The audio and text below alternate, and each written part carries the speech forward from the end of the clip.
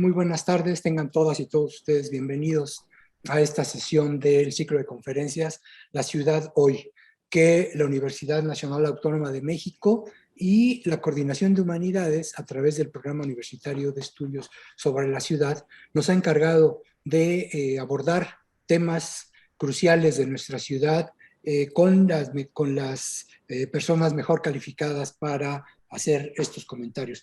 Y el día de hoy, déjenme dar la bienvenida al maestro Pavel Gómez Granados, quien nos hará sus reflexiones sobre el tema de la capacidades institucionales para la gobernanza metropolitana. Ustedes saben que el tema de la gobernanza metropolitana en los últimos años ha ocupado un lugar central en las discusiones, tanto públicas como académicas, y tal vez no sería exagerado decir dentro de los temas que se manejan en la sociedad civil, porque ha generado un interés legítimo en proporcionar las herramientas necesarias para que los temas cruciales que enfrenta la ciudad puedan ser resueltos de la mejor manera. Sin embargo, pensamos que se ha convertido mucho en un término de moda, ¿no? Porque suena bien hablar de gobernanza, y por eso y que se ha diluido mucho el contenido real de qué es lo que significa, qué tanto podemos esperar de la gobernanza, qué es lo que habría que hacer para mantenerla funcionando. Y es por eso que le hemos pedido al maestro Gómez Granados que nos hable de este enfoque de capacidad institucional, que ustedes lo verán, es una metodología para darle contenido a esta propuesta que en un momento fue un faro de posibilidades para poder responder a estos problemas tan acuciantes. Pavel es licenciado en Administración por la Universidad Autónoma Metropolitana de Azcapotzalco. También hizo una maestría en Políticas Públicas por la misma universidad, solo que en la Unidad Xochimilco, y actualmente es candidato a doctor en urbanismo por la UNAM. Ha sido coordinador técnico de muchas actividades vinculadas con el estudio de la ciudad, como por ejemplo los premios Vivir Mejor en la Ciudad, Gobierno y Gestión Local. Ha sido consultor para proyectos con la Auditoría Superior del Estado de Coahuila. Ha organizado actividades con el gobierno de la Ciudad de México, como diagnósticos para proponer el sistema local anticorrupción. Otro proyecto también en el que él trabajó impulsándolo, el que se denomina Bases Conceptuales y Técnicas para evaluar los efectos de la redensificación urbana en la colonia Granados. También ha colaborado con el INEGI en una propuesta de indicadores para medir prácticas de corrupción en distintos sectores. Y así su currículum cubre este aspecto en particular de cómo fortalecer a las instituciones en su actividad de gobernanza. Pues sin más trámite, le cedo la palabra a Pavel, y como ustedes ya saben, el formato será tener una exposición por nuestro invitado de aproximadamente 40-45 minutos para posteriormente pasar a una etapa de preguntas, comentarios de parte de ustedes. Adelante, Pavel. Muchas gracias, doctor. Gracias por la invitación y por esta generosa presentación de mi semblanza. Voy a compartir pantalla. Voy a presentar esta ponencia acerca de capacidades institucionales para la gobernanza metropolitana y un poco platicar qué es una investigación un poco más amplia. Esto es parte de mi investigación de la tesis del doctorado, que agradezco mucho que el doctor Javier me haya invitado para compartir estos avances que tengo. Bueno, el contenido de la presentación, La dividí en 5 aspectos. Uno, hablar un poco acerca de el contexto de las metrópolis, cómo se han estudiado estas metrópolis a lo largo del tiempo y podremos decir que no es algo que recientemente se haya estudiado.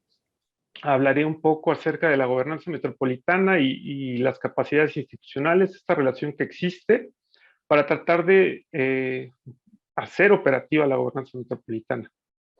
En un cuarto momento, hablaré acerca de una propuesta de un índice de capacidades institucionales para la gobernanza metropolitana, donde utilizaré a la zona metropolitana Puebla-Tlaxcala como un primer ejercicio y al final presentaré algunos resultados de este índice para esta zona.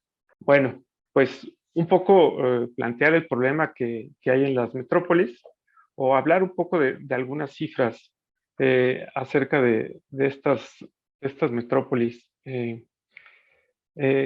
Iniciaré diciendo que hay un aumento y concentración de la población en las ciudades y que en 2015 se han identificado en México 74 zonas metropolitanas que integran 417 gobiernos locales y donde se concentra el 62.8% de la población.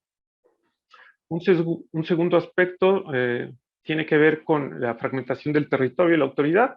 Y lo que podemos ver es que en estos territorios donde hay, en la mayoría de los casos, más de una autoridad, de un gobierno municipal, y en ocasiones intervienen hasta 2 entidades o 3 entidades federativas, lo que podemos ver es que existe una fragmentación y aquí la intervención gubernamental en estos entornos urbanos abre brechas y áreas de superposición para identificar las responsabilidades de cada nivel. Un tercer aspecto que se presenta es quizá la falta de un marco normativo adecuado y los pocos incentivos que hay para coordinarse, ¿no? En estos territorios donde ya hay una relación funcional muy próxima, digamos que todavía no tenemos algo que genere incentivos suficientes para coordinarse. El cuarto aspecto tiene que ver con esta falta de capacidades institucionales de los gobiernos locales para hacer frente a la creciente carga urbana y que es un discurso, un tema que tiene muchos años que se ha venido trabajando y que hasta el día de hoy no ha podido sobrepasarse, ¿no? Y también podemos encontrar en estas zonas metropolitanas grandes contrastes.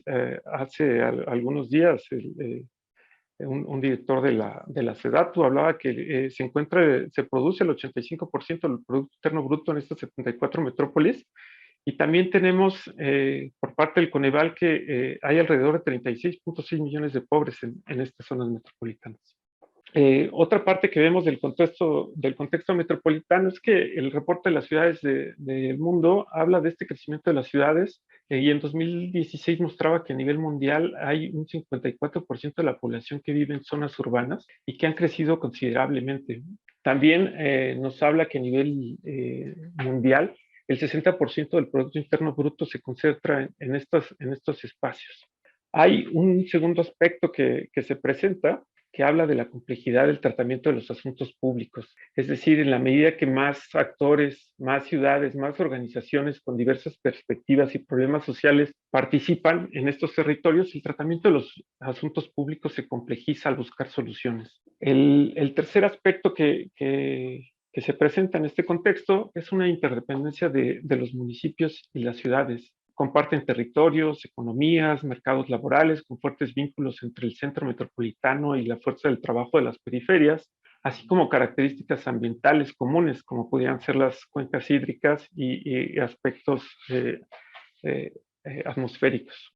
El cuarto punto que se presenta y que Luis Aguilar en los últimos años ha mencionado es esta parte de la transterritorialidad de los problemas, es decir, los problemas que se presentan en estos espacios rebasan ya los límites administrativos y jurisdiccionales de los gobiernos, lo que hace necesario buscar coordinación con otros gobiernos, organizaciones públicas, privadas y sociales. Los alcances de las atribuciones y facultades, recursos e instrumentos de los gobiernos tiene que ir aumentando como consecuencia de la fragmentación intergubernamental entre las entidades. Esto ha generado una tensión entre los asuntos públicos decisivos y las instituciones públicas.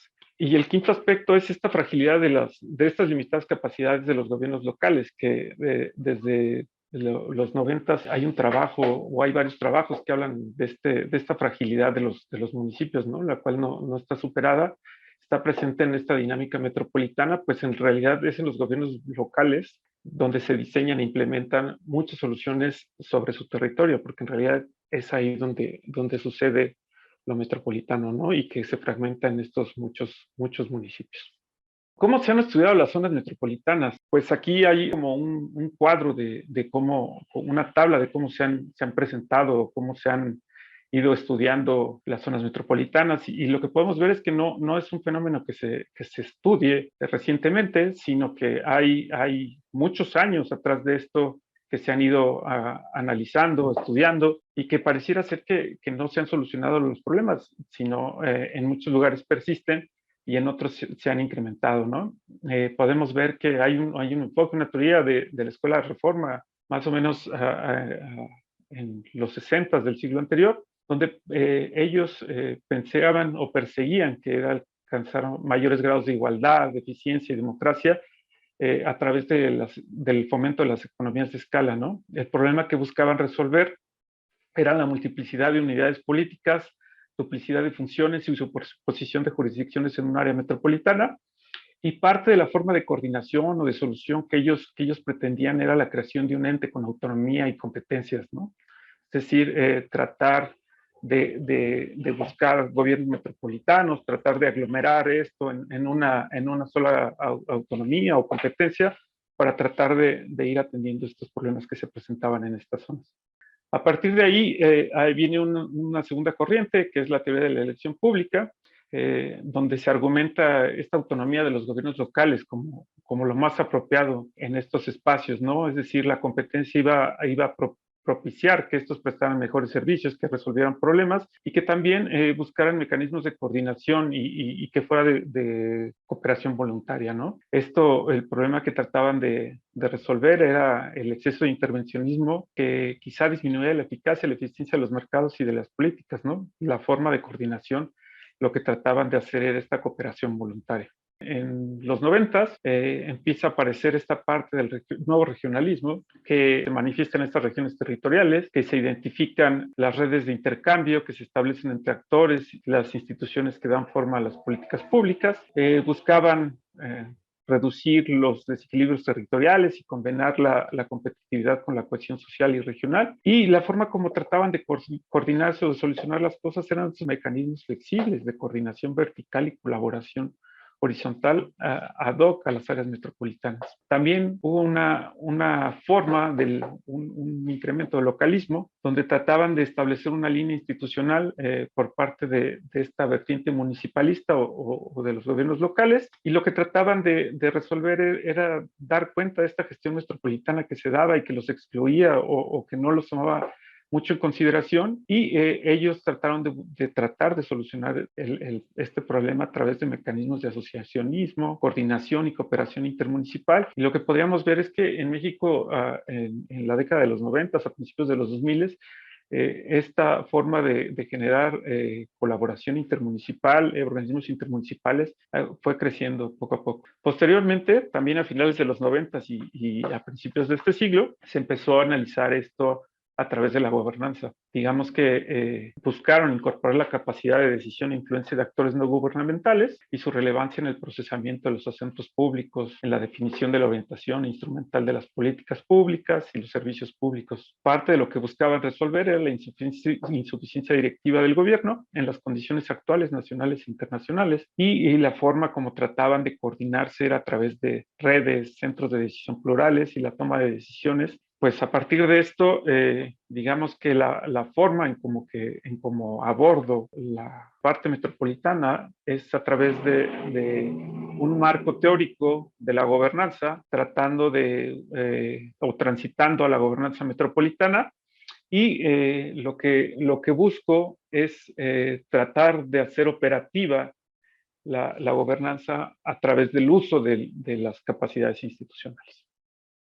Bueno, y aquí la pregunta es, ¿por qué si hay diferentes formas que han ido analizando las zonas metropolitanas y que han ofrecido algunas explicaciones, por qué usar la gobernanza? Bueno, ya hay tres elementos por los cuales uso utilizo la gobernanza para tratar de explicar a trabajar la cosa metropolitana. Y bueno, la primera es que la literatura identifica este enfoque como un modelo multiparticipativo descentralizado, con pluricentros de poder y autoridad, que determina quién tiene el poder, quién toma las decisiones, cómo intervienen en el proceso otros jugadores y rinden cuentas. También Koyman lo refiere como un autogobierno. Hay aspectos que lo hacen inclusivo y abarcativo, adecuado para incorporar la acción colectiva en un contexto de complejidad e incertidumbre. Y aquí hay otros enfoques como el de marcos de acción colectiva institucional que trabajan a través de dilemas para tratar de solucionar problemas comunes. Aguilar lo menciona como este proceso de gobernar adecuado para las condiciones sociales actuales, que incrementa capacidades, recursos y alcances de los gobiernos. Y un segundo aspecto tiene que ver con algo que mencionaba el doctor Delgado en la presentación, que decía que se ha convertido en una ola, o hay una ola de recientes investigaciones empíricas para abordar lo metropolitano a partir de este enfoque. Y quizá no nada más lo metropolitano, quizá la parte de la gobernanza la han utilizado en diferentes aspectos para explicar muchas cosas, ¿no?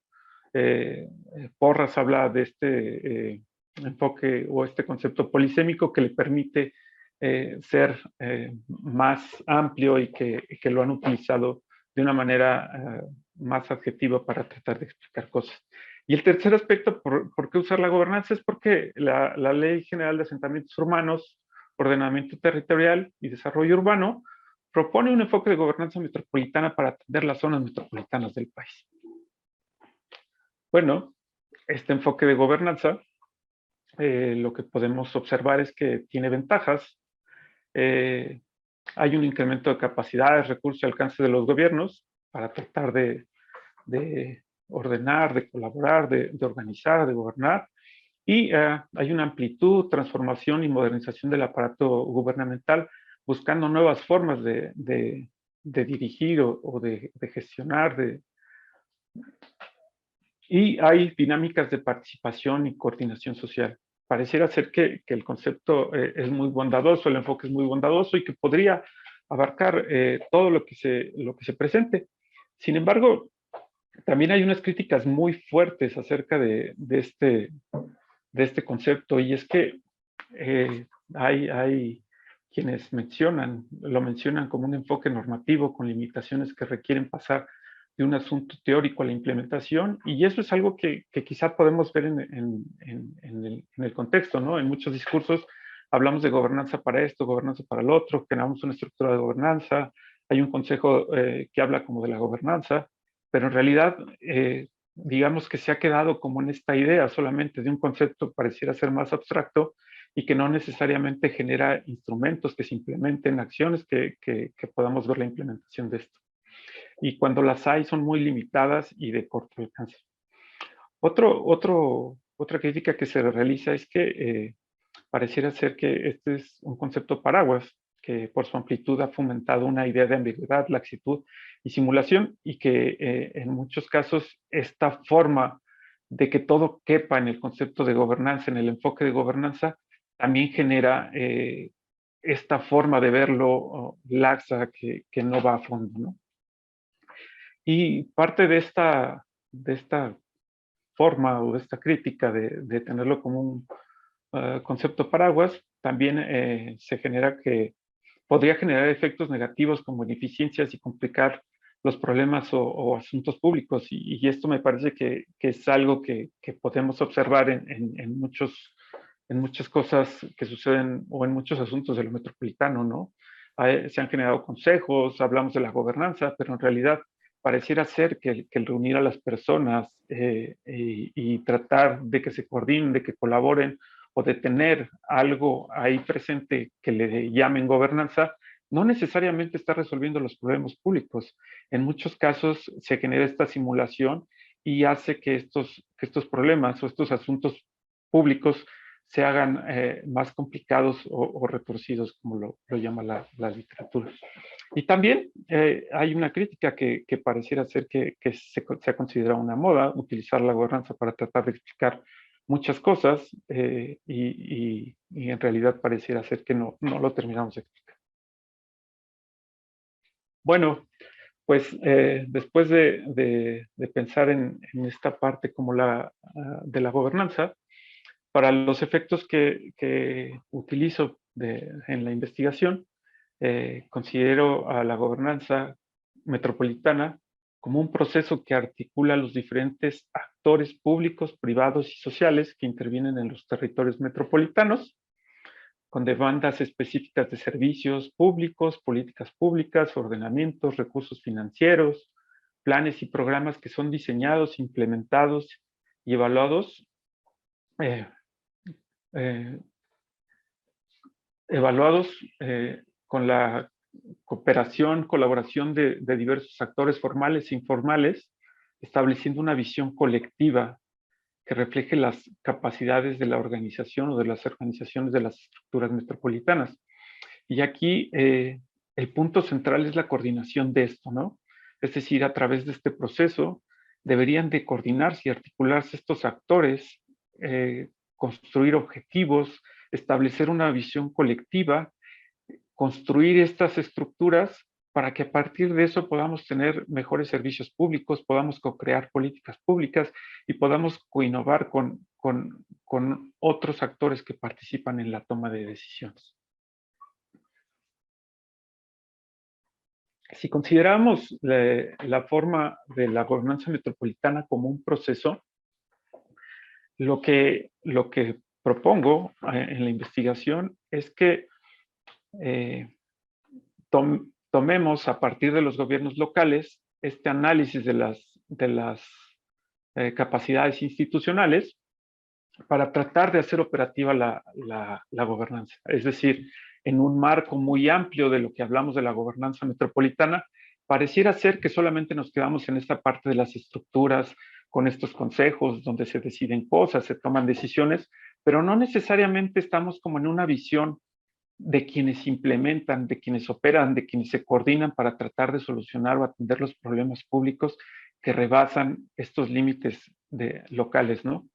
Es decir, tendríamos que tratar de o buscar hacer operativa la gobernanza metropolitana, donde puedan observarse aspectos como la gestión del territorio, el financiamiento, estas estructuras de gobernanza, generar mecanismos de colaboración y tomar en consideración estas formas de representación que participan o que están presentes en estos espacios. Es decir, estas capacidades institucionales tendrían que abarcar cada una de estas dimensiones de la gobernanza metropolitana. Y quizá lo que tendríamos que hacer es que buscar cómo hacerla operativa y no quedarse como en este concepto, este discurso abstracto.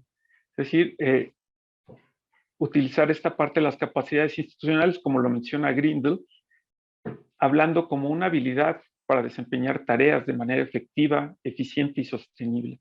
Es decir, ¿qué pueden hacer los municipios? ¿Qué pueden hacer los gobiernos locales para tratar de incorporarse en esta dinámica metropolitana? A partir de eso, lo que trato de hacer es buscar como una alternativa para ir identificando aspectos que pudieran hacer que esta gobernanza metropolitana sea operativa, que los gobiernos locales entiendan, comprendan cómo podrían incorporarse de una mejor forma y participar con todos esos actores que participan alrededor de cada uno de estos gobiernos locales para tratar de generar una gobernanza metropolitana. Es decir, pareciera ser que la agenda metropolitana no viene del gobierno municipal, no viene del gobierno local. Pareciera ser que la agenda metropolitana está en un nivel de las entidades federativas de los estados y del gobierno federal por tratar de generar esta gobernanza metropolitana. Y a partir de eso, quizá los gobiernos municipales se están preguntando, bueno, ¿y yo qué hago como para tratar de incorporarme a esta gobernanza metropolitana? Y también saber si para ellos es algo oportuno, adecuado y tienen como estas capacidades para incorporarse. Quizá el hacerlo podría generar o contribuir a solucionar los problemas públicos que comparten con otros municipios en estos territorios, o quizá les podrían generar efectos negativos, pero digamos que a partir de la identificación de ciertos elementos, de ciertas capacidades en 5 dimensiones, podríamos ir identificando qué podrían hacer los gobiernos locales. En este sentido, el índice que se presenta, lo que se va a presentar, es una forma de hacer operativa la gobernanza. Se identifican las capacidades institucionales de los gobiernos locales, puede compararse entre municipios y zonas metropolitanas y pueden identificarse áreas de oportunidad. Para la realización de este índice, realizó una revisión de la literatura para identificar temas que pudieran explicar cada una de las dimensiones que se plantean en este proceso. Se trata de vincular con las capacidades de los gobiernos locales como una forma de identificar las condiciones mínimas o indispensables, mas no suficientes, para desarrollar los gobiernos, que pudieran desarrollar los gobiernos locales para incorporarse en una dinámica de gobernanza metropolitana. En este sentido, digamos que también se realizó una revisión y una comparación de algunos índices, como el índice de prosperidad urbana, el índice de ciudades sostenibles y también el índice de competitividad estatal. Bueno, la parte del índice, pues está esta revisión de la literatura de los índices afines, se revisaron modelos de gobernanza metropolitana y se elaboró un índice compuesto, se revisaron la elaboración de índices compuestos y agregados. Después de esta revisión, se estableció un índice agregado con 5 dimensiones, 17 subtemas y 94 indicadores, y utilicé como laboratorio la zona metropolitana Puebla-Tlaxcala, que está compuesta por 39 municipios y 2 entidades federativas. Esta construcción del índice habla de qué es el resultado de sumar los valores de cada una de las dimensiones ponderadas por un factor de 1/5. Se estableció una métrica que establece valores de 0 a 100 por la zona metropolitana. Cada uno de los municipios tiene una métrica individual dividido en las 5 dimensiones y donde se establecen valores de 0 a 100. Y en cada una de las dimensiones se establece una métrica de 0 a 100. Esta es como la parte de la fórmula que utilizo. Y bueno, centraré esta parte en la explicación de las dimensiones de este índice de capacidades institucionales. Y bueno, lo primero que tendré que contar es que la revisión de la literatura acerca de cómo hacer operativa la gobernanza metropolitana, digamos que no es tan abundante y digamos que en esta revisión lo que fui encontrando es que hay pocas propuestas para hacer operativa la gobernanza metropolitana y una investigadora que se llama Mariana Tomás hace una propuesta de cómo podría ser operativa esta gobernanza metropolitana. Establece un modelo donde menciona variables que deberían de considerarse en 4 grandes campos. El primero destinado a las competencias, donde distingue las hard policies, es decir, estas políticas relacionadas con el medio físico, como el ordenamiento del territorio, el urbanismo, el transporte, medio ambiente, y las soft policies, que están relacionadas más con el desarrollo económico, el desarrollo social, la salud, la educación, la cultura, entre otros. En un segundo, un segundo aspecto que ella retoma es el financiamiento, y que eso está presente en cualquier acción metropolitana o en esta parte, ¿no? Y que ella menciona que esto determina en gran parte la autonomía y establece diferencias entre las transferencias que se les hacen a los gobiernos locales y también a estos recursos propios que pudieran ayudar como a generar acciones propias. Un tercer campo en el que ella participa tiene que ver con estas formas de participación y representación ciudadana, ¿no? Que pueden existir en los gobiernos metropolitanos a través de elecciones directas o indirectas. Y esto lo que menciona es que refleja la complejidad de establecer variables de análisis para crear nuevos instrumentos participativos, ¿no? Disculpa, Pavel, no están saliendo en la pantalla estos aspectos, sí, a eso, ahora sí ya. Ya. Bueno, todavía no llegaba a Ido, pero... un cuarto aspecto que menciona Mariano Tomás es esta parte de las relaciones multinivel con otros niveles de gobierno y redes internacionales, y también estas redes horizontales con autoridades locales y metropolitanas que ya hace la referencia en España, ¿no?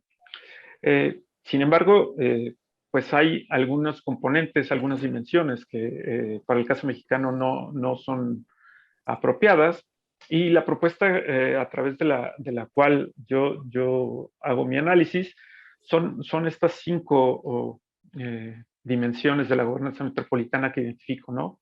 La primera, que tiene que ver con esta parte de la gestión del territorio, donde se analizan las condiciones que prevalecen, se establece sí una relación multinivel en esta parte normativa que ofrece el gobierno federal con lineamientos específicos para la gestión del territorio, y también permite a los gobiernos subnacionales ordenar su territorio, ¿no? De esta forma, un punto de partida está relacionado con la revisión de las facultades y atribuciones que tienen la planeación y el ordenamiento territorial, ¿no? En este sentido, la parte de la gestión del territorio se analiza a partir de 4 aspectos que tienen que ver con el marco jurídico, la planeación, la vulnerabilidad y el ordenamiento territorial. La segunda dimensión tiene que ver con el financiamiento que existe para los asuntos metropolitanos, y lo que podemos ver es que es uno de los principales pilares para establecer un proceso de gobernanza metropolitana, ¿no? Es decir, si no tenemos dinero, difícilmente hay incentivos para coordinar y para realizar actividades, ¿no? Es decir, esto tiene que ver con una forma de establecer mecanismos para generar ingresos y establecer un gasto adecuado para construir estos objetivos de las metrópolis. Esta forma del financiamiento depende mucho de la demanda y oferta en la prestación de servicios. También lo que podemos observar en el caso mexicano y en muchos lugares es que existe una fuerte dependencia de los gobiernos nacionales respecto de los nacionales, y esto en gran medida determina la coordinación que pueda existir para abordar los asuntos metropolitanos entre los diferentes niveles de gobierno.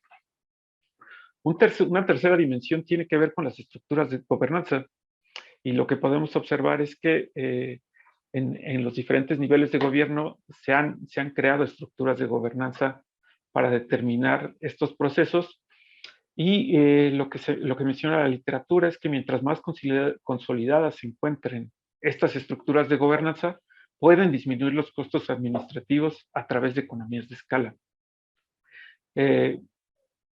Esto se podría asumir dependiendo de la forma que funcionan y evolucionan a lo largo del tiempo, ¿no?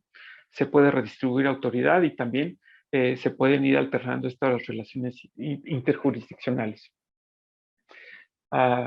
También hay estudios empíricos que muestran que mediante estos ajustes de estructuras de gobernanza en las metrópolis puede lograrse eficiencia fiscal, crecimiento económico, equidad y efectividad en las acciones gubernamentales. Una cuarta dimensión está relacionada con estos mecanismos de colaboración y que básicamente están centrados en 5 puntos y tiene que ver con la prestación de servicios públicos, con agendas de coordinación que establecen entre gobiernos locales, entre programas que hacen conjuntos, entre la planeación que se genera y en la parte de la tecnología, que es como un elemento de los más interesantes para ver cómo comparten esta tecnología, este conocimiento, cómo estos aprendizajes se van compartiendo entre los mismos municipios o municipios que tienen mayores capacidades y que esta parte de la colaboración es de las que más ha sido estudiada como en esta parte de la coordinación de la gobernanza metropolitana, ¿no? Es decir, que se han estudiado cómo a través de problemas comunes, de objetivos comunes, estos gobiernos o estos espacios van interviniendo, van colaborando, se van coordinando para tratar de solucionarlos y que en muchos casos han explotado estas ventajas, ¿no? Donde hay recursos limitados y que al tratar de generar esta colaboración permite ir cumpliendo, resolviendo problemas públicos de manera conjunta. La última dimensión son estas formas de representación que a través de 3 temas que tienen que ver con la profesionalización de los líderes, la afiliación política, que esto es algo muy interesante porque hay estudios o hay supuestos que establecen que quizá presidentes municipales o políticos de la misma filiación política podrían establecer mejores acuerdos para tratar de solucionar problemas, pero también lo que vamos encontrando, lo que va mencionando la literatura, es que existe también la otra parte, que al establecer una relación del mismo partido, pudiera generar competencia y evitar la colaboración. Y por último, hay un aspecto interesante que tiene que ver con estas redes de colaboración que podrían tener los municipios o los presidentes municipales o las autoridades con organizaciones de la sociedad civil, con otros actores, para tratar de incorporarlos en la toma de decisiones, para tratar de incorporarlos en estos espacios de decisión y también para que ayuden a resolver problemas públicos. Bajo estas 5 dimensiones y estos temas de cada una de ellas, se establece una propuesta de un índice de capacidades institucionales para la gobernanza metropolitana. En este sentido, para la construcción del índice, se hizo una recolección de datos, que eso es una de las cosas creo que más complicadas que me ha tocado hacer, sobre todo porque creo que en la complejidad de tratar de identificar la mayor parte de las capacidades institucionales, la recopilación de información fue algo complejo y en algunos momentos también escasa o quizá nula, ¿no? En este sentido, se hizo una revisión de leyes, reglamentos, códigos relacionados con el desarrollo urbano y ordenamiento territorial en los 3 niveles de gobiernos. Se revisaron las páginas de los congresos federal y estatal, así como en las páginas de los municipios para tratar de recabar información. Se recopilaron planes estatales, municipales de desarrollo urbano, metropolitanos, atlas de riesgo, cambio climático, cartas urbanas. Se revisaron las finanzas públicas municipales para tratar de analizar el ingreso, el gasto y la capacidad de endeudamiento que tenían los gobiernos locales. Se revisaron los organigramas estatales y municipales. Se utilizó el Censo Nacional de Gobiernos Municipales y Demarcaciones Territoriales de la Ciudad de México, que levanta cada 2 años el INEGI. Se revisó la Plataforma Nacional de Transparencia en varios de sus artículos y también se revisaron los periódicos oficiales y gacetas municipales de Tlaxcala y Puebla para tratar de llenar este índice. Y bueno, parte de los resultados que se van mostrando, pues están relacionados con estas 5 dimensiones, ¿no? En este primer ejercicio, los resultados de la zona metropolitana Puebla-Tlaxcala, en una escala, en un puntaje, en una métrica de 0 a 100, lo que podemos observar es que hay un resultado general de 43.05 puntos, ¿no? Donde la dimensión del financiamiento está 58.33 puntos, la gestión del territorio 53.27 puntos, las estructuras de gobernanza 45.39, las formas de representación en 40.54 y la parte más baja son estos mecanismos de colaboración. Pero en realidad, ¿qué trata de explicar esto? Bueno, pues un poco lo que he venido mencionando es como tratar de establecer una fotografía de un momento de lo que sucede en estas zonas metropolitanas, ¿no? Es decir, hay aspectos en la parte del financiamiento que hay municipios, quizá como Puebla, que tienen una mayor recaudación y disponibilidad de recursos propios y que permiten también gastar un poco más eficiente y también tienen capacidad de endeudamiento para solicitar préstamos y tratar de realizar acciones. También lo que podemos ir observando es que en algún momento que hubo un fondo metropolitano, esto contribuía a tener un mecanismo de financiamiento para las acciones metropolitanas. Una vez que desapareció el fondo metropolitano, esta parte aún queda como pendiente de saber ahora qué mecanismo tendrán los gobiernos locales, estatales para tratar de financiar lo metropolitano y también como un mecanismo que pudiera ser los que se coordinen. La parte de gestión del territorio está muy relacionada con estos instrumentos de planeación, este marco jurídico que les permite a los gobiernos locales participar en lo metropolitano. Y esto tiene mucho que ver con que quizá a nivel estatal y a nivel federal se establecen normas, lineamientos que permiten o que generan un ordenamiento de lo metropolitano, pero a nivel local, digamos que hay ausencia de muchas cosas. Quizá uno de los aspectos más importantes y que yo creo que y que hay evidencia de que eso podría mejorar no solamente el financiamiento, sino también el ordenamiento territorial, tiene que ver con estas cartas urbanas, estos catastros que en muchos de los municipios de esta zona metropolitana no existen.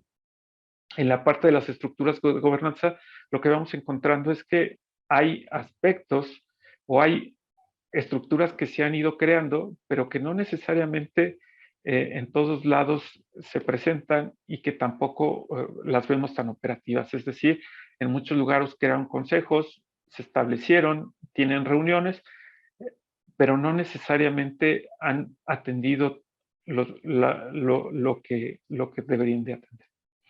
Las formas de representación están más relacionadas en este aspecto con este nivel de profesionalización y que podemos ver que hay algunas brechas entre estos municipios donde podemos tener presidentes municipales con maestría y doctorado y hay otros municipios que tienen una muy baja profesionalización, ¿no?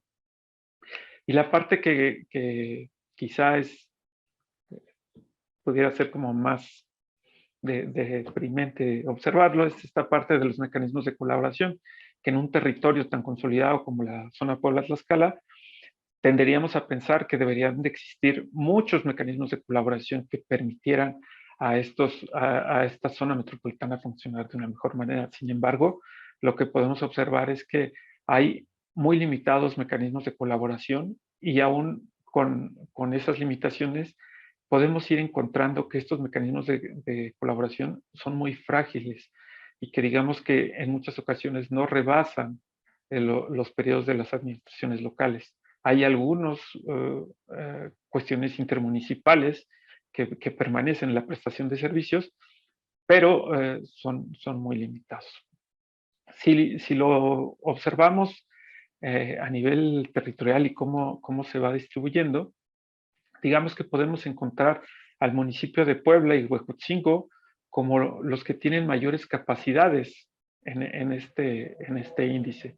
Y ya hay un corredor que se va gestando ahí con los municipios de San Andrés Cholula, San Pedro Cholula, Coronango, que digamos que son los que van marcando como esta tendencia o este patrón de tener como mayores capacidades para la gobernanza. Hay otros municipios digamos que son los que tienen menores capacidades, y que podemos ver ahí a Chautzingo como uno de los que tienen menores capacidades. Si los comparamos en estos municipios, si los comparamos entre sí, podemos observar que Puebla y Huejotzingo se encuentran hasta arriba. La parte de las barras verdes son los municipios de Tlaxcala, las barras azules son los municipios de Puebla. Y lo que podemos observar es que los municipios de Puebla tienen mayores capacidades en este ejercicio que realizo, y los municipios de Tlaxcala tienen menores capacidades, ¿no? Se encuentran en la parte más rezagada. Si lo revisamos por cada una de las dimensiones, podemos ir observando que Puebla es este municipio central donde se concentra la mayor parte de las capacidades, o quien ha desarrollado mayores capacidades. San Andrés Cholula, Coronango y Zacatelco están como en esta segunda parte, o Coyucan, San Pedro Cholula, Huejotzingo, Nativitas están como en esta tercera ronda. Y lo que podemos ir observando es que esta parte, estos patrones se van concentrando más, de mayores capacidades se van concentrando del lado de Puebla, ¿no? Si lo vemos en la dimensión del financiamiento, aquí Puebla cae un poco, Huejotzingo se mantiene como en esta parte alta, San Andrés Cholula se mantiene como en este segundo bloque, Amozoc aparece por ahí, y hay otros municipios de Tlaxcala donde se siguen como presentando las menores capacidades, Chautzingo del lado de Puebla. En la dimensión de las estructuras de gobernanza, Puebla, San Andrés Cholula, San Pedro, Coronango, son estos municipios que se mantienen como hasta arriba. Del lado de Puebla podemos ver que es otra vez donde se concentran la mayor parte de las capacidades, y hace una diferencia muy visible del lado de Tlaxcala. En la parte de los mecanismos de colaboración es San Pedro Cholula, San Andrés, quienes son los que tienen mayores mecanismos de colaboración. El municipio de Puebla se concentra en un segundo espacio, y digamos que a partir de aquí hay algunos como Acajete que no tienen o no generan mecanismos de colaboración, y quizá eso es un poco entendible porque está en la parte más alejada o en la periferia de la zona metropolitana. En la forma de representación, y quizá esta parte se mantiene, Puebla, San Pedro Cholula, Coronango, Huejotzingo, y por ahí aparece Tepeñanco en Tlaxcala. Son estos municipios los que tienen mayores capacidades en estas formas de representación relacionados con la profesionalización, los vínculos o esta afiliación política y estas relaciones de colaboración con otros municipios y organizaciones de la sociedad civil. Algunas conclusiones a partir de este ejercicio y de la investigación. Bueno, ¿qué podemos ir observando en este territorio? Bueno, es un problema que se presenta desde un inicio. La fragmentación sigue siendo alta. Digamos que el hecho de que tengamos un mecanismo de gobernanza metropolitana, o que se hayan generado algunos mecanismos de colaboración, no ha logrado que esa fragmentación disminuya. Por el contrario, hay municipios que se mantienen muy alejados de esta dinámica y que quizá ni siquiera les interesa participar.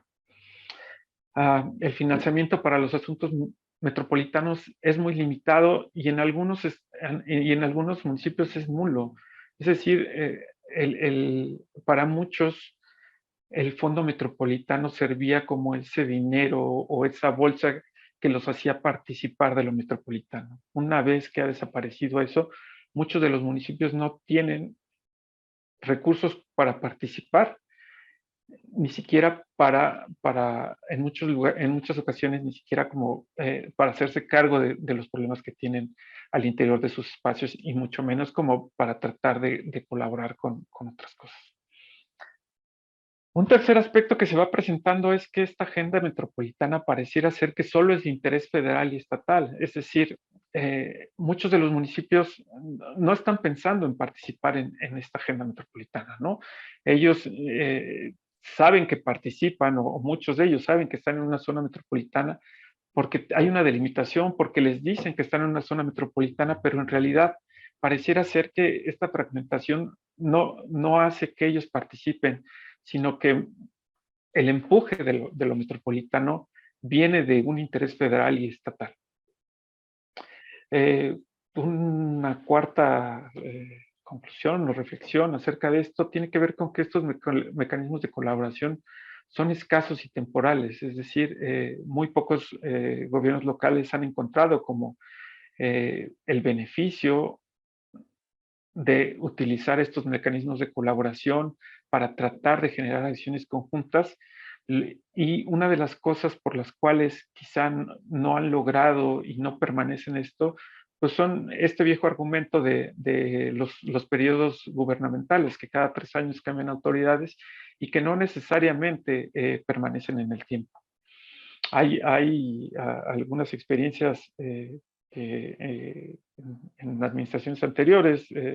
Había una agenda de coordinación metropolitana que utilizó Puebla con algunos municipios a su alrededor, que al paso de la administración duró muy poco tiempo, se diluyó y pareciera ser que ahorita lo están recuperando, pero digamos que estos periodos hace que tampoco permanezcan en el tiempo, ¿no?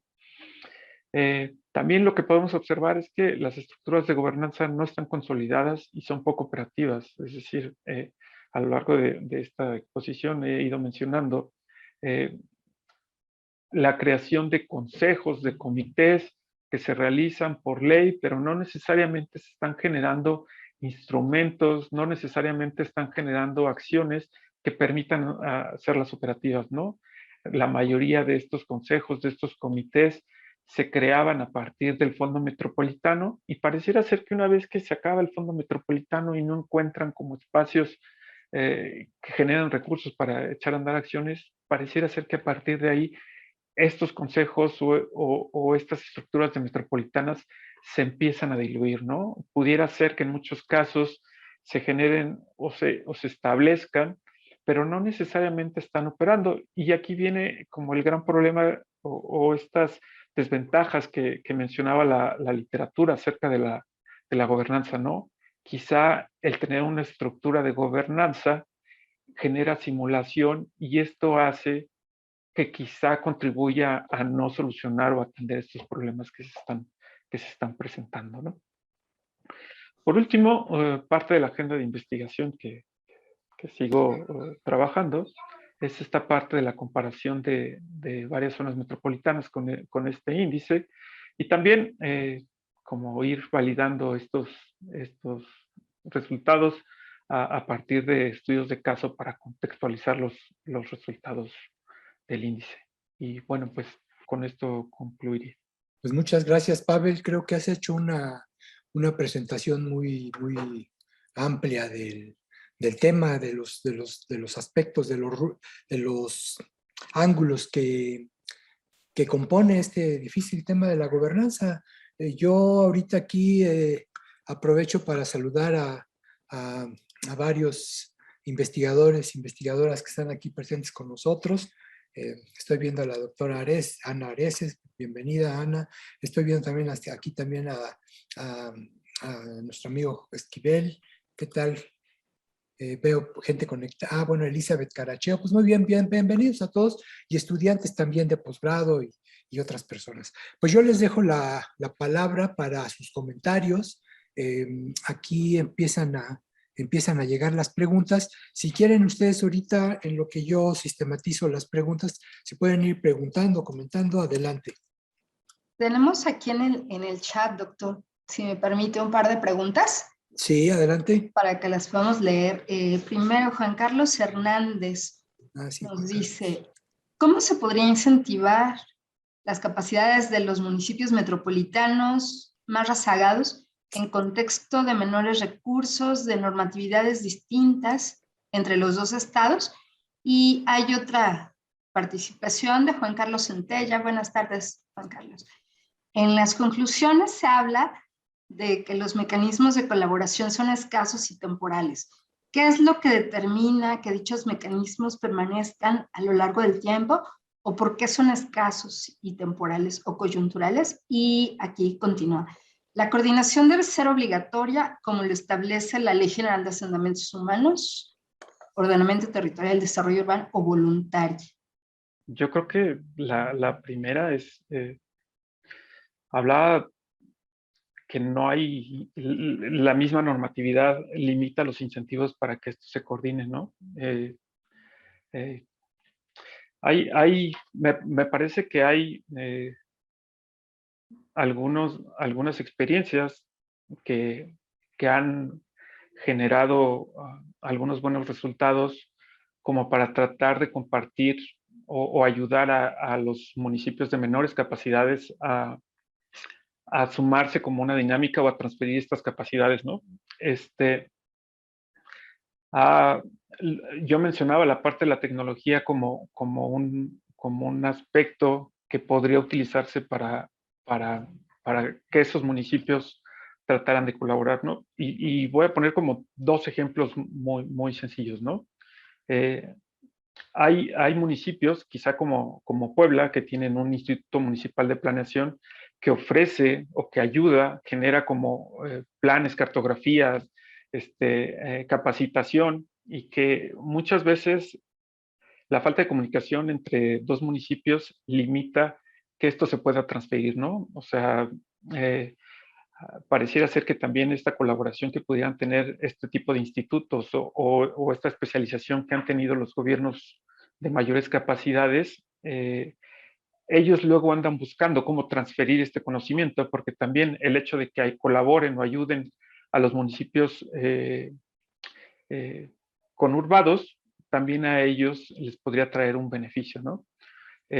Digamos que la parte de la tecnología podría ayudar a hacerlo a través de capacitación, de compartir estas herramientas informáticas, cartográficas, sistemas de información que tienen y que en ocasiones no son de mayor costo, pero digamos que es una cosa también de comunicación entre autoridades, ¿no? Hay otro aspecto que también es interesante y que a veces esas comunidades de profesionales que se generan en estas zonas van tratando de ir transfiriendo estas experiencias, este conocimiento de un municipio a otro, pero en ocasiones también el hecho de que haya como ciertas limitaciones en la apertura, en la toma de decisiones, no facilita la transferencia de conocimiento, ¿no? O sea, hay como varios caminos que podrían transitar. Ah, híjole, la pregunta de Juan Carlos Centella, hay, digo, hay como también mucha evidencia de que estos periodos de la administración limitan la colaboración, la coordinación, y se ha hablado mucho de institucionalizar las prácticas, ¿no? Digo, creo que en algún momento coincidí contigo, Juan Carlos, en alguna edición del Premio de Gobierno y Gestión Local, que fuiste uno de los que estaban ahí en el jurado, y parte de lo que promovíamos era tratar de compartir estas experiencias para que se institucionalizaran, ¿no? Y en algún momento pensamos que esta institucionalización de las experiencias podría contribuir a que permanecieran en el tiempo, pero también lo que fuimos observando es que aún institucionalizadas y con buenos resultados, el éxito o la continuidad de este tipo de acciones era muy limitada. La mayor parte de esto se vuelve muy frágil en el cambio de las administraciones, y quizá ahorita que ya hay como un mecanismo de reelección en los gobiernos locales, pudiera contribuir a que esto perdurara en el tiempo. Pero digamos que esa limitación temporal de las administraciones no favorece a que esto permanezca. Y también en algún momento mencionábamos, no, es que necesitamos que la gente se apropie de este tipo de acuerdos, ¿no? Pero también ya lo que observamos es que aunque la gente lo pida, quizá la parte de las autoridades no logra que eso permanezca en el tiempo. La tercera pregunta, esto de la obligatoriedad o de que sea voluntaria, en algún momento mencionaban, hubo un tiempo, un debate acerca de querer hacer coercitiva la parte de la coordinación. Y también lo que se observó es que en muchos municipios lo que demandan es su autonomía, ¿no? Bueno, no su autonomía, su libertad. Y lo que vamos observando es que en la medida que esto se haga obligatorio, quizá los municipios van perdiendo el ímpetu por coordinar, ¿no? O sea, hay cosas, y la literatura habla de eso, ¿no? O sea, podemos establecer objetivos comunes y eso facilita la coordinación. Podemos encontrar problemas comunes y eso podría facilitar la coordinación, pero en el momento en que esto se hace obligatorio, pareciera ser que los municipios o los gobiernos locales o los actores que intervienen se convierten pues si no rebeldes, al menos también tienen sus prioridades. Y en muchas ocasiones sus prioridades no están centradas en la coordinación. Y eso tiene que ver mucho con la competencia que se genera entre los gobiernos locales. Es decir,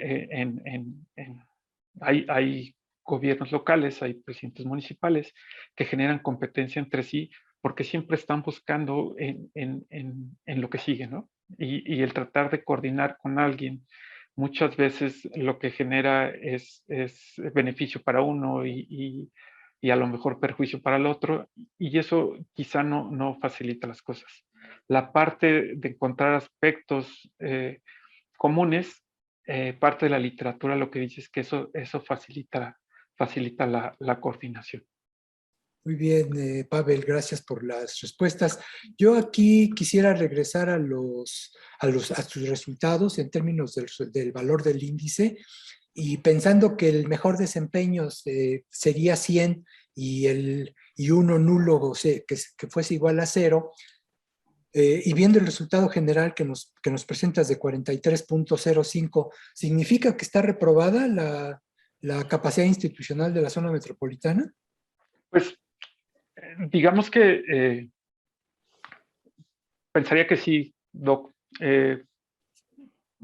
Lo que sucede en la zona metropolitana de Puebla-Tlaxcala es que hay grandes brechas entre los municipios. Tenemos un municipio central, que es el municipio de Puebla, que de alguna manera sostiene a muchos municipios que están en este espacio, pero que son municipios muy pequeños, tienen una dinámica en ocasiones hasta rural, y que quizá la funcionalidad que pudiera tener en estos espacios no es quizá la mejor o la adecuada para estar en un espacio metropolitano. Sin embargo, la parte de delimitarlos e incorporarlos en esta dinámica ha ido cambiando, modificando la dinámica que ellos tienen, ¿no? O sea, hay municipios que se han urbanizado de forma muy rápida y que quizá no han tenido los recursos. Este proceso del crecimiento de las ciudades ha hecho que muchos de los municipios avancen, pero sin esta transferencia económica, financiera, técnica, para tratar de abordar estas nuevas cargas urbanas que se les están presentando, ¿no? En este sentido, o sea, el hecho de que tengamos un municipio con muchas capacidades o 3 municipios dentro de un conjunto de 39, quizá no logran sostener toda la dinámica metropolitana. Bueno, a ver, en lo que llega alguna otra pregunta, y antes de hacer otra pregunta por mi lado, quiero saludar muy cordialmente a Ana Areces, profesora e investigadora de la Facultad de Arquitectura. Ana, nos da mucho gusto que sigas estas discusiones. Pensamos que justamente ahí en los posgrados, en las licenciaturas de urbanismo, de arquitectura, es donde más falta hacen estas reflexiones. Muchas gracias por estar aquí con nosotros. Un gusto, Javier. Gracias por invitarme. Estupenda presentación, Pavel. Muchas gracias. Y también saludamos aquí a Celina Salazar, quien fue directora del INPLAN de Silao, que un municipio y un instituto que también ha mostrado buenos resultados. Esperamos que estas nuevas nuevos caminos de evaluación sean interesantes para ustedes. Celina, no sé si aún sigues ahí trabajando en el INPLAN, pero bueno, nos da gusto que estén aquí presentes personas como tú que están trabajando en el día a día con estos problemas. Muchas gracias. Buenas tardes a todos. Y también saludo a Juan Carlos Centella, quien pues fue secretario académico del PUEC hace algunas gestiones. Juan Carlos, pues también nos da gusto que el PUEC siga manteniendo una línea de interlocución, ¿verdad? Y ahora con personas que ya pasaron por aquí, por este lado del PUEC. ¿Qué nos puedes decir tú de la época en la que estabas ahora, de lo que estás viendo? Bueno, antes que nada, muchas gracias por la invitación y felicidades a Pavel por esta investigación, este avance de investigación del doctorado. Bueno, pues, ¿qué te puedo decir? Digo, cuando a mí me tocó estar, yo he manejado desde entonces y a la fecha, pues he estudiado mucho el fenómeno metropolitano, y bueno, desde entonces, pues he sido apasionado, digamos, de los casos exitosos, de tratar de reseñar e identificar los casos exitosos de gobernanza metropolitana, ¿no? Y sí me he dado cuenta de cómo ha evolucionado el concepto de coordinación metropolitana, luego de gobernanza metropolitana. Y sí, tengo la impresión de que sí hubo y quizás exista todavía una moda, ¿no?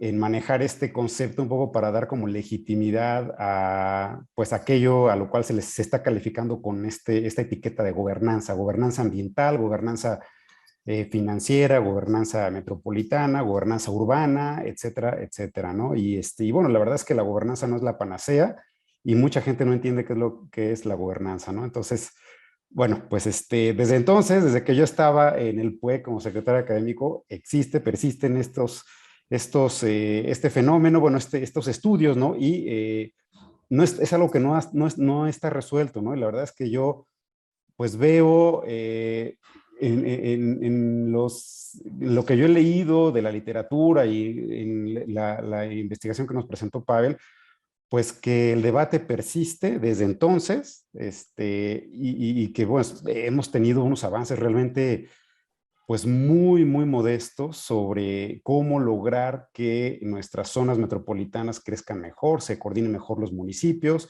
Habíamos, creo yo, de hecho yo cuando asumí el cargo, digamos, se acababa de crear el Fondo Metropolitano. Fue el primer año que se creó el Fondo Metropolitano, pues se presentó con bombo y platillo y desde entonces, los siguientes años, pues se fueron incorporando nuevas zonas metropolitanas y yo sospecho, hay hay algunos expertos que coinciden con lo que yo sospecho, es que se convirtió en una moda ser zona metropolitana y todos alzaban la mano de que yo también soy zona metropolitana y yo, municipio periférico que no tengo ninguna relación funcional con el municipio central, también soy parte de la zona metropolitana y pues el propósito era lograr acceder a los recursos del Fondo Metropolitano. Entonces fue un incentivo bien interesante, pero que se pervirtió.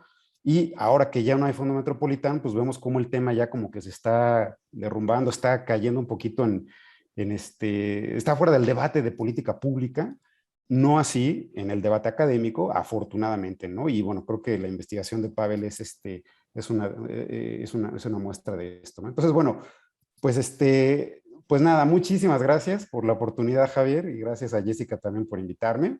Y pues nada, estoy encantado de estar por acá.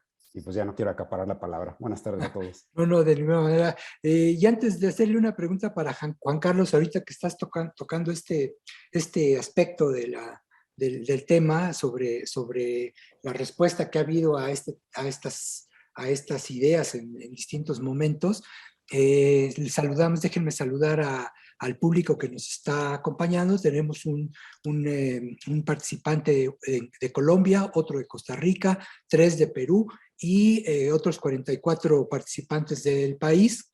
Nos da mucho gusto tener esta audiencia con un tema tan relevante.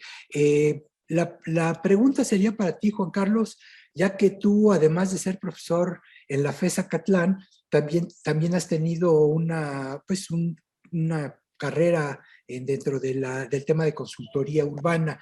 ¿Qué, en tu caso, cuál dirías que es que digamos, son los temas que más le preocupan a los gobiernos para los cuales te han invitado a participar? Si este tipo de proyectos es parecido, alguna vez te han preguntado, te han pedido que evalúes su rendimiento. ¿Cómo es? A ver, platícanos esta parte. Buenas tardes, gracias Javier por la invitación.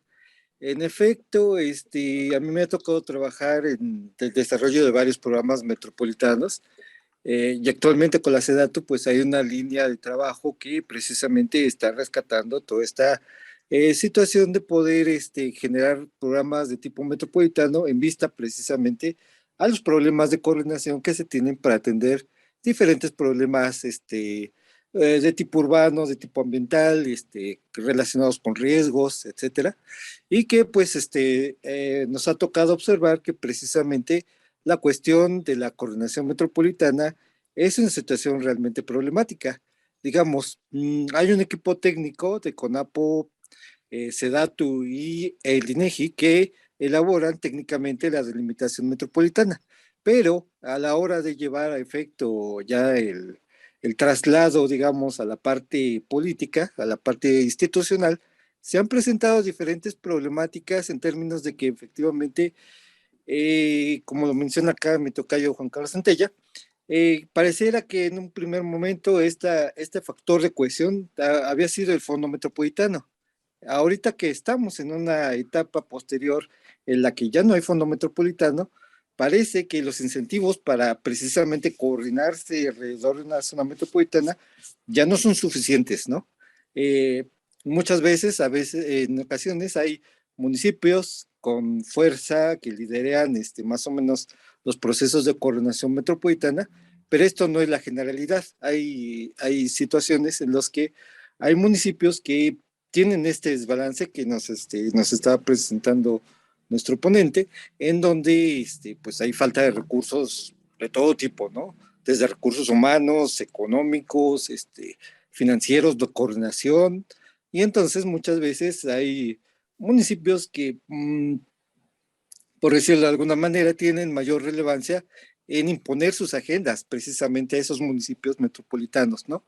Y lo que nos ha enseñado la experiencia en estos últimos años que hemos estado trabajando en estos temas es que se requiere tener una participación un poco más horizontal, ¿no? De tal manera que se vean reflejadas no solamente las cuestiones que los municipios de mayor fuerza o de mayores capacidades tengan, sino que existan situaciones en las que los municipios que tienen menos recursos o que tienen menos posibilidades de desarrollarse, pues tengan también cabida en esas agendas que permitan incorporar sus problemáticas, incorporar necesidades de sus habitantes, incorporar situaciones que a veces son muy necesarias para el funcionamiento de las entidades metropolitanas. Esa es, digamos, una parte de esta experiencia que nos ha llevado a cabo en esta labor de consultoría. Pero específicamente, digamos, no te han preguntado, a ver, especialista, usted evalúeme qué tan bien lo estamos haciendo. Sí, nos han preguntado y pues bueno, pues hemos tenido que recurrir a herramientas pues más bien de evaluación, de ir calificando, por ejemplo, situaciones de activos, ir calificando situaciones de cómo se dan estos desbalances presupuestales, en los que, como te comentaba, los municipios centrales muchas veces absorben la mayor parte de las agendas y de los presupuestos, y los municipios más periféricos muchas veces solamente ven pasar cuestiones que los municipios con mayores capacidades muchas veces imponen, ¿no? Y y bueno, pues es esta cuestión metropolitana que se presenta en la realidad, ¿no? Estos grandes desbalances entre municipios con grandes capacidades contra municipios que tienen menor fortalezas institucionales. Claro, pues sí. Como dice, el sentido común del chico, del pez grande se come al chico. También tenemos con nosotros a Elizabeth Caracheo, quien también es profesora de la Facultad de Arquitectura de la UNAM, y ella su especialidad es el tema de seguridad. Elizabeth, ¿tú consideras esta propuesta de Pavel para medir capacidad institucional podría ser útil en el tema que tú estudias, en donde la seguridad pues no reconoce límites municipales, ¿verdad? Pasan de una a otra como Juan y Pedro en su casa? Sí, buenas tardes a todas y todos. Ay, perdón, que aquí tengo el hijo. No, bueno, pues es un tema de la mayor relevancia y por supuesto en cuestiones de seguridad. Precisamente me tocó trabajar en el programa de ordenamiento territorial de la zona metropolitana del Valle de México, precisamente atendiendo estos temas. Y pues sí, es de destacar estas diferencias entre estados, ¿no? Y bueno, también en el ámbito local, incluso hablar de la tipificación de los delitos, ¿no? Que cada estado pues tiene una propia tipificación y sin duda pues es necesario encontrar como estos puntos de acuerdo, ¿no? Por lo que usted dice de esta ruptura de donde no importan, digamos, estas barreras, estas fronteras, ¿no? Entre los territorios. Perdón, aquí tengo al hijo a un lado. Pero bueno. Es la doble jornada en pandemia, sí, mamás, cuidadoras y profesoras. Bueno, es triple entonces. Más bien. Sí, caray, pero aquí siguiendo con mucha atención el trabajo de Pavel que me parece muy importante. Mamá. Gracias, Elizabeth. Saludo al pequeño. Muchas gracias, doctor. Gracias. Aquí también vemos entre nosotros a Víctor Castañeda, quien ha estudiado mucho tiempo y muy a fondo el tema de la coordinación metropolitana, en particular entre Ciudad de México y Estado de México. Víctor, buenas tardes. ¿Qué tal? Muy buenas tardes. ¿Cómo ves tú en esta perspectiva de lo que has trabajado? ¿Cómo ves la herramienta, si podría ser útil para mejorar esa coordinación? Que, pues no sé, en principio me gustaría saber tu opinión sobre ese estado, sobre la salud de esa coordinación metropolitana. Muchas gracias, Javier. Un saludo para todos los asistentes al planteamiento de Pavel Gómez. Muy interesante. Felicidades, Pavel. Me parece que tu trabajo va construyendo camino en esta reflexión, en esta necesidad de ir aclarando puntos.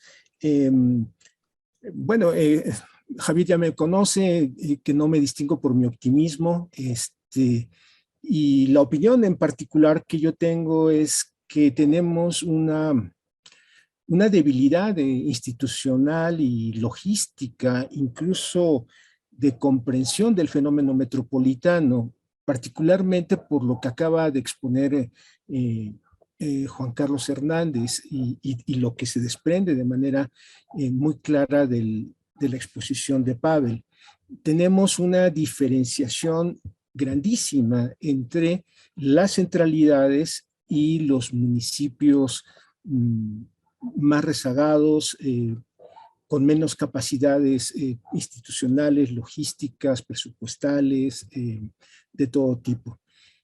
Lo que me hace pensar, y es una especie de profanación respecto a la línea de trabajo de la mayor parte de los estudiosos, es volver a esquemas que estaban considerados en la ley hace mucho tiempo, y esquemas muy sencillos, muy simples, que pudieran servir para poder resolver problemas muy concretos. Me refiero fundamentalmente a lo que durante muchos años, en los años 70, 80 y 90, se trabajó con las asociaciones municipales.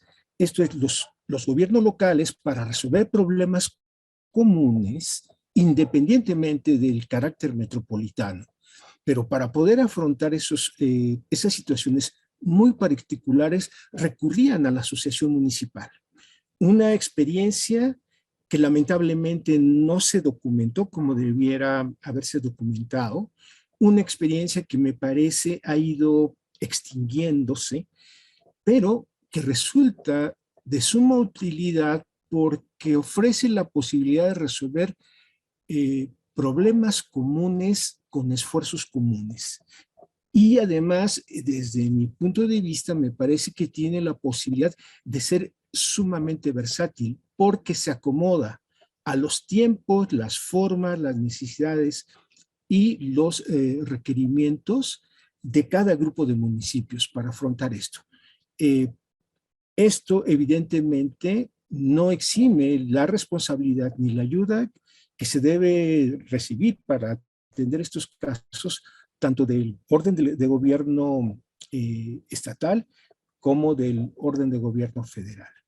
Pero me parece que es un elemento que podría discutirse. Gracias, Javier, por la participación. Sí, gracias a ti, Víctor.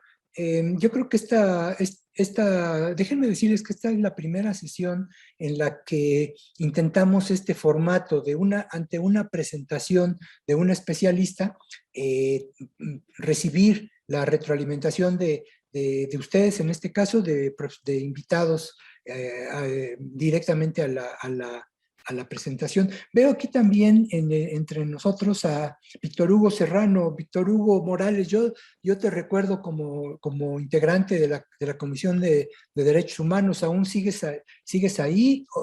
Y si es así, ¿tú crees que en el tema que tú eres, en donde tú te desempeñas o desempeñaste, crees que sería útil un instrumento de este tipo?